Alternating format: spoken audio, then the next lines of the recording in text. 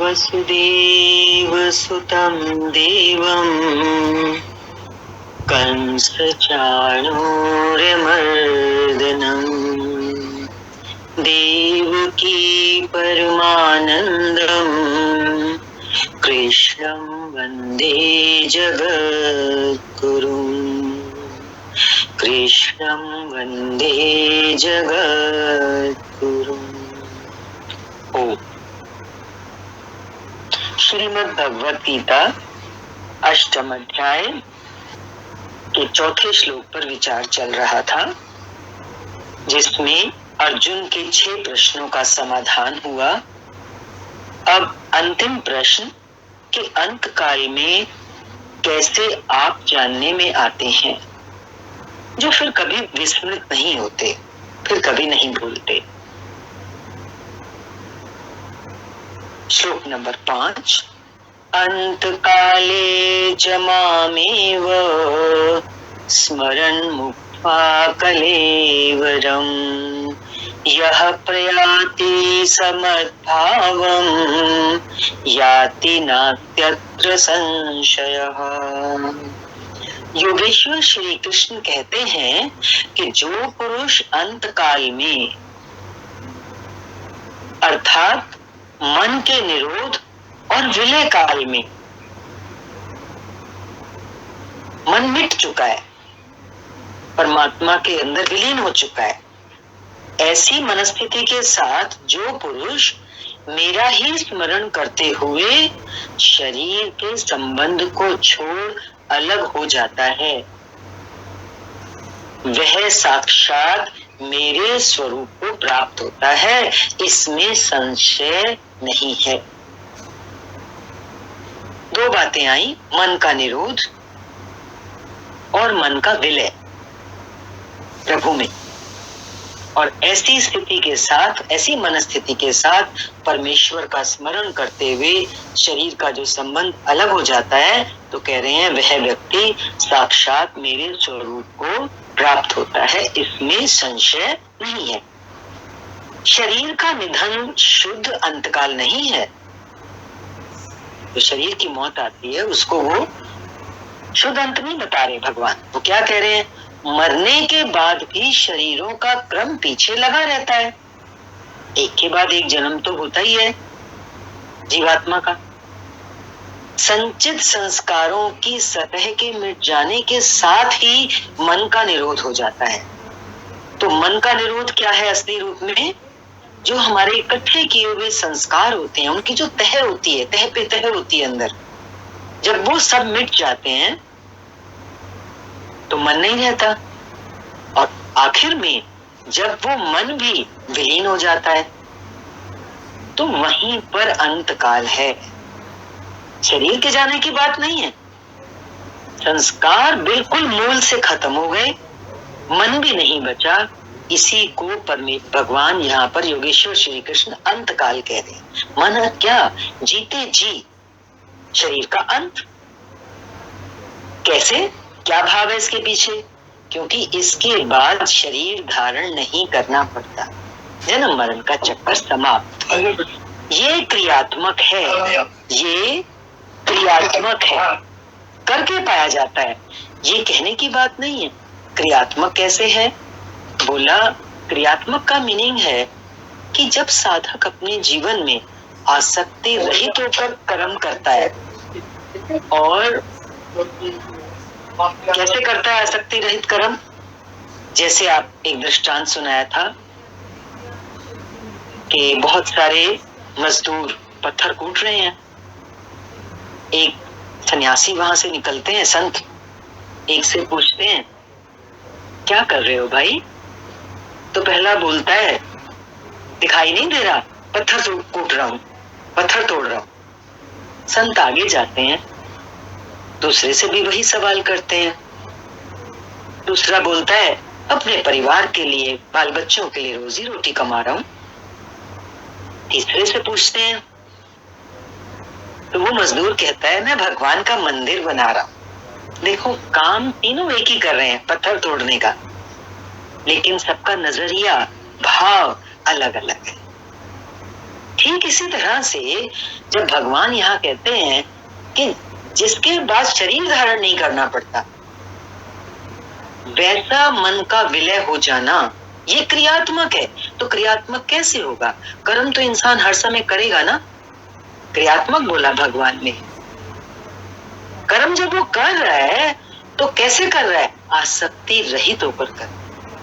एक पत्थर तोड़ने जैसा काम भी वो किस भाव से कर रहा है, उसकी कोई अपेक्षा नहीं है, कोई फल की आकांक्षा मन में नहीं है, बल्कि हृदय के अंदर भगवान का भाव है, भगवान से प्रेम है, भगवान की सेवा कर रहा हूं। इस तरह से जब जीवन में पूरे आनंद के साथ मनुष्य काम करता है, कार्य करता है, तो वही कार्य उसकी पूजा हो जाती है। और उसी को यहाँ पर क्रियात्मक कहा।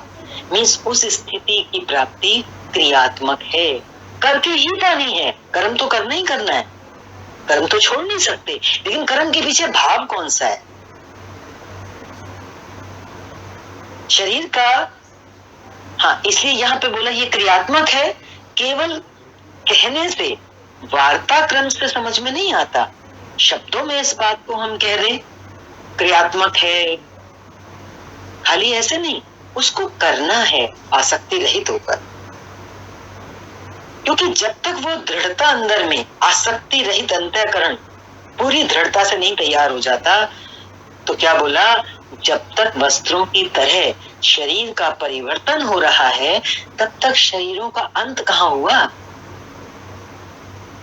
मन जब तक शुद्ध नहीं हुआ, तब तक शरीर तो प्राप्त करता ही है जीव, एक के बाद एक शरीर।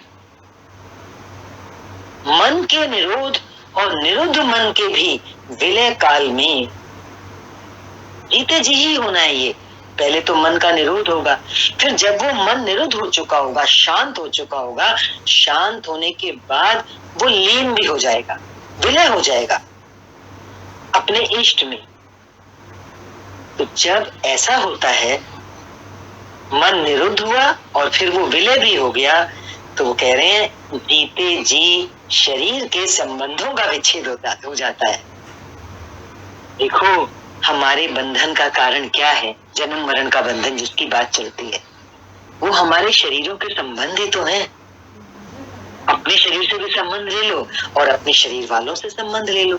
ये जो हमारी तार जुड़ी होती है, ये जो हम डोर बांध के जाते हैं, जो आसक्ति रखते हैं अपने शरीर में, अपने शरीर वालों में, मोह वालों में, वही तो आना जाना कायम करती है चीज हमारी, उसी से तो आना जाना बना रहता है।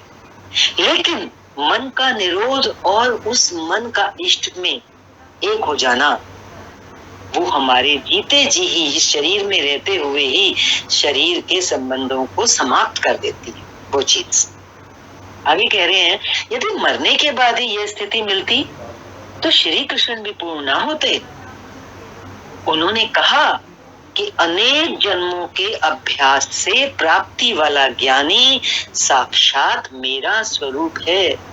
अनेक जन्मों के अभ्यास से, कोई सोचे अभी हो जाए, इसी जन्म में हो जाए, यहाँ साफ कह रहे हैं भगवान, अनेक जन्मों का अभ्यास चाहिए, तभी प्राप्ति होती है, तभी ज्ञान होता है। मैं और ऐसी प्राप्ति वाला पुरुष, उसके लिए बोल रहे हैं भगवान, मैं वह हूं और वह मुझ में है। माना दो ना बचे ना, एक बचा। लेश मात्र भी उसमें और मुझ में अंतर नहीं है। और ये प्राप्ति कैसी है? जब दो नहीं बचते, एक बचा, ये जीते जी की प्राप्ति है। शरीर में रहते हुए की मुक्ति है। दो तरह की मुक्ति है। एक है शरीर में रहते हुए, जब दुख सुख नहीं भासते, द्वंद असर नहीं करते, कुछ भी हो जाए संभाव बना रहता है, संतुलन बना रहता है।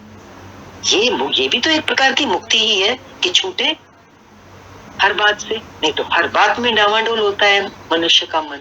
अब मन ही ना रहा तो क्या हुआ? मुक्ति हो गई, हर बात से मुक्ति हो गई।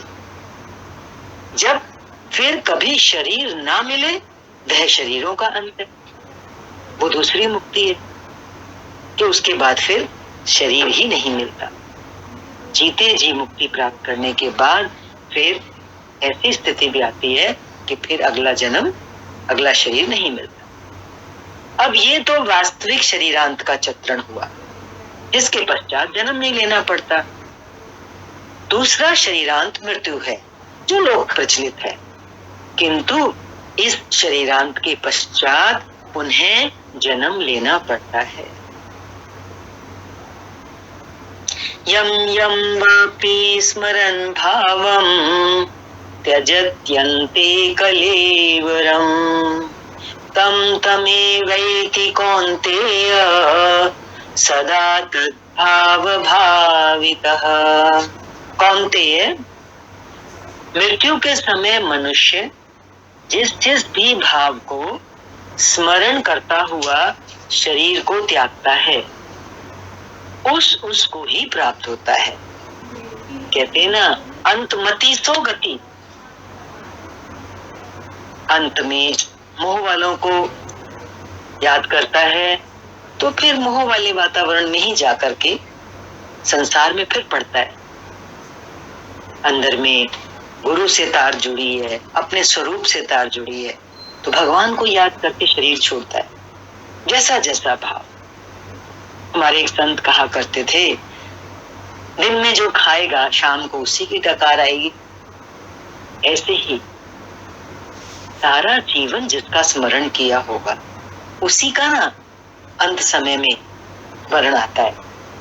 इसके लिए भगवान आगे ये सदगुरु कह भी रहे हैं कि मृत्यु के समय मनुष्य जिस जिस भी भाव को स्मरण करता हुआ शरीर को त्यागता है, उसको ही प्राप्त होता है।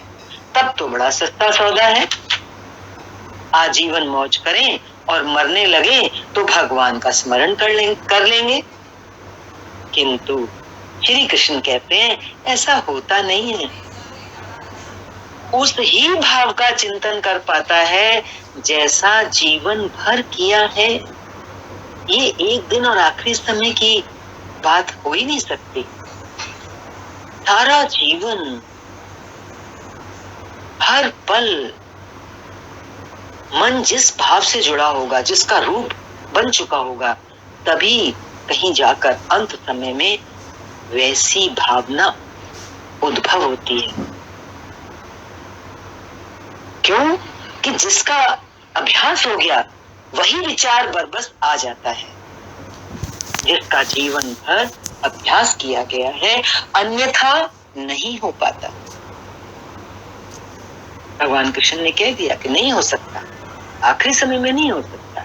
ऐसे सामान्य जीवन में भी हम बहुत लोगों को सुना करते थे कि अभी तो युवावस्था है, बचपना है, छोटी उम्र है, बुढ़ापे में रिटायरमेंट के बाद भगवान का नाम ले लेंगे, मंदिर गुरुद्वारे जाएंगे। तो भगवान तो यहाँ क्या कह रहे हैं? अंत समय में थोड़ी हो पाता है। 60, 65, 70 के बाद कहाँ मन टिकता है? मन तो उस उम्र में जाके, वृद्धावस्था में जाके उस चीज में टिक पाता है जो चीज उसने सारी उम्र की होती है, जिसका अभ्यास किया होता है। तो ये साधकों के लिए सावधान होने के लिए और अंदर धारण करने के लिए भाव है कि कभी भी प्रमाद नहीं करें। कल कर लेंगे या परसों कर लेंगे, कोई भी दिन, कोई भी पहर दिन का हमारा खाली नहीं जाना चाहिए भगवान के सिमरन के बिना। जैसे इंसान 4 बार खाता है तो कम से कम 8 बार भगवान को याद करे। सुबह उठने के टाइम, रात को सोने के टाइम, भोजन ग्रहण करने से पहले, स्नान के समय। तस्मात् सर्वेषु कालेषु मामनुस्मरयुध्य च मयि अर्पितो मनो बुद्धिर् मामे वैश्यस्य संशयम्। इसलिए अर्जुन, तू हर समय मेरा स्मरण कर। देखो अगले श्लोक में ये वो कहते हैं ना कि ज्ञान तो एक ही है ना, हर समय मेरा स्मरण कर।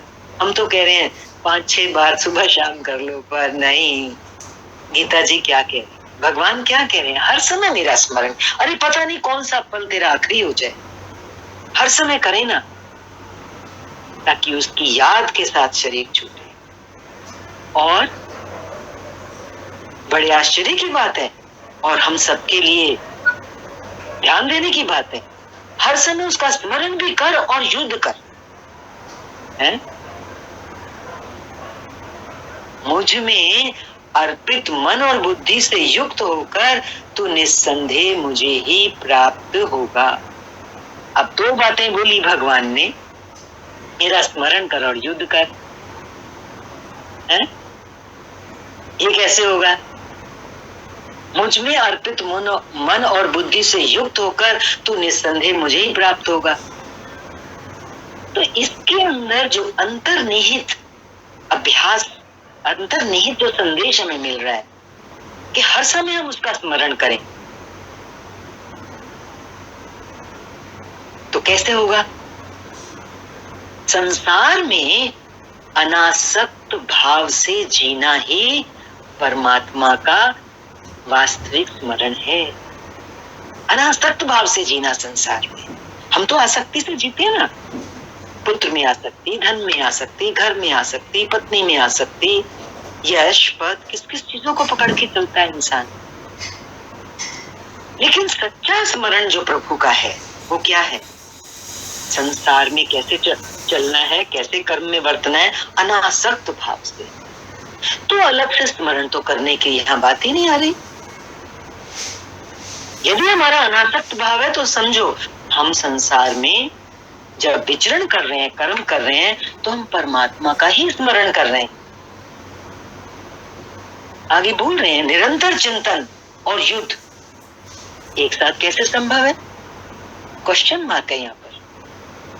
लगातार भगवान का चिंतन भी होता रहे और युद्ध भी करते रहे, ये कैसे होगा? हो सकता है कि निरंतर चिंतन और युद्ध का यही स्वरूप हो कि जय कन्हैया लाल की, जय भगवान की कहते रहे और बाण चलाते रहे। किंतु स्मरण का स्वरूप अगले श्लोक में स्पष्ट करते हुए योगेश्वर कहते हैं,